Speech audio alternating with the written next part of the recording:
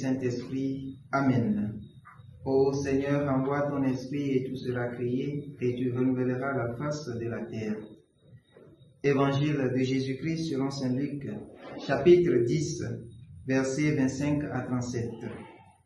En ce temps-là, voici qu'un docteur de la loi se leva et mit Jésus à l'épreuve en disant, « Maître, que dois-je faire pour avoir en héritage la vie éternelle ?» Jésus lui demanda, « Dans la loi, qu'y a-t-il d'écrit? Et comment lis-tu » L'autre répondit, « Tu aimeras le Seigneur ton Dieu de tout ton cœur, de toute ton âme, de toute ta force et de toute ton intelligence, et ton prochain comme toi-même. » Jésus lui dit, « Tu as répondu correctement. Fais ainsi et tu vivras. » Mais lui, voulant se justifier, dit à Jésus, « Et qui est mon prochain ?» Jésus reprit la parole. Un homme descendait de Jérusalem à Jéricho, et il tomba sur des bandits. Ceux-ci, après l'avoir dépouillé et roué de coups, s'en allèrent le laissant à moitié mort. Par hasard, un prêtre descendait par ce chemin, et le vit et passa de l'autre côté. De même, un lévite arriva à cet endroit, il le vit et passa de l'autre côté. Mais un Samaritain qui était en route arriva près de lui. Il le vit et fut saisi de compassion. Il s'approcha et pansa ses blessures en y versant de l'huile et du vin.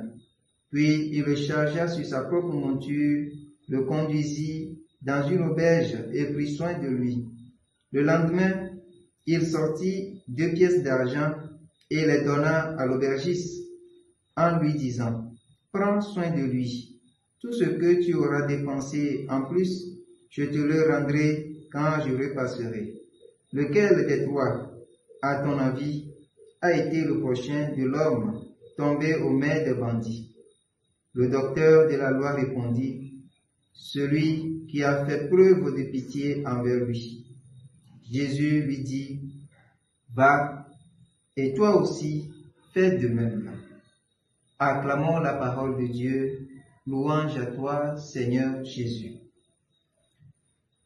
Bien-aimés dans le Seigneur, aujourd'hui 7 octobre, lundi de la 26e semaine du temps ordinaire, l'Église nous donne de faire mémoire de la bienheureuse Vierge Marie, Notre-Dame du Rosaire.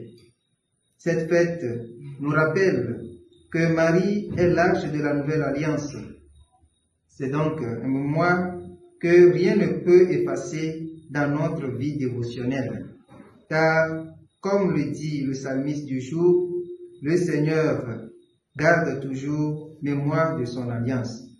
Vers elle, vers Marie, nous tournons nos regards et nous implorons son secours, son intercession.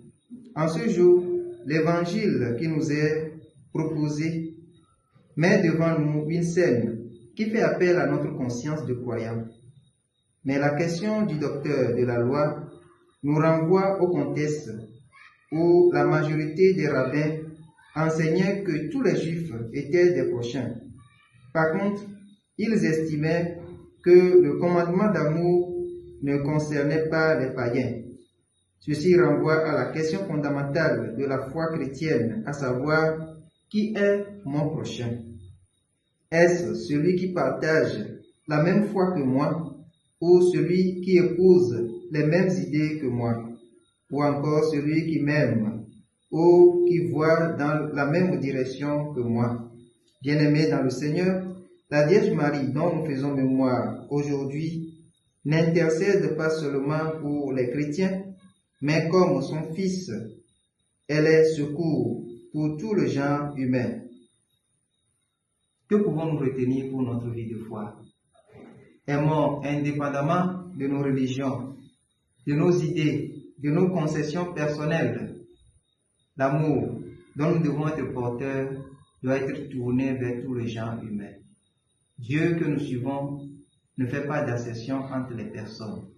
Que la Vierge Marie intercède pour nous, qui nous accompagne dans cette entreprise maintenant et pour les siècles des siècles. Amen. Loué soit Jésus-Christ.